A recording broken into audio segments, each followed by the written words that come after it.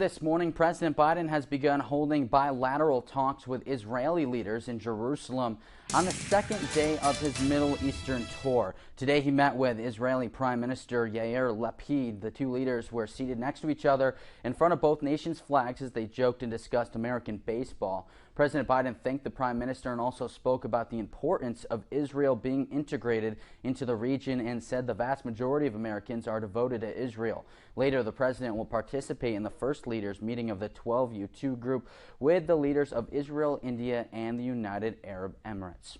So as Biden takes this stance into the Middle East, a new government report confirms what many Americans already know. We are paying more for just about everything. Inflation skyrocketed 9.1% since last year, and that's the highest early spikes since 1981.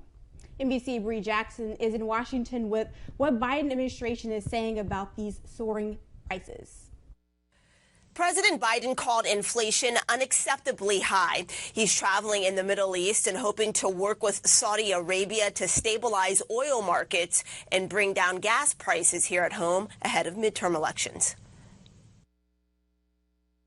U.S. inflation surging again, now at a new 41-year high, further squeezing already tight budgets. I got a lot of bills, so it's really just necessities right now. My Social Security is not getting any higher, but my bills are getting higher and higher.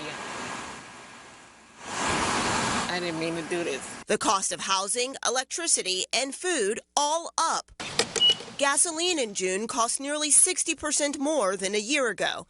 But some point out that the report does not reflect the recent relief at the pump. The price of gasoline has not just fallen for the last 7 days, it has fallen for the last 29 days in a row. As consumer confidence in the economy drops, so has the president's approval ratings. There is no question that we still have work to do. Republicans blame the country's economic woes on Democrats' spending policies. Their plan to combat inflation is inflationary. They want to raise taxes and they want to spend more money, like hundreds of billions of dollars more. It's insane. There are many issues, including inflation, that'll be part of the voters' calculus in this next election. Domestic issues like gun violence and abortion rights also top of mind for voters as they deal with rising costs. President Biden is in the Middle East, where he's planning a controversial visit with the Crown Prince Mohammed bin Salman, hoping the Saudis will agree to boost oil production to help bring down gas prices here at home.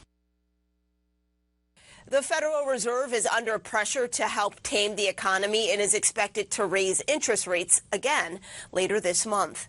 In Washington, I'm Bree Jackson. Back to you. All right, thank you, Bree. Meanwhile, many Americans currently have a pretty negative view of the economy. According to a new poll research conducted June 27th through July 4th, 49% of Americans rated the nation's economy as poor, 38% rated it as just fair, and just 13% rated the economy as either excellent or good. Nearly half in the new poll say they expect the economy conditions to worsen in the next year. The poll also say that just 37% of Americans approve of President Biden's job performance overall, while 39% are somewhat confident in his ability to make good decisions about economic policy.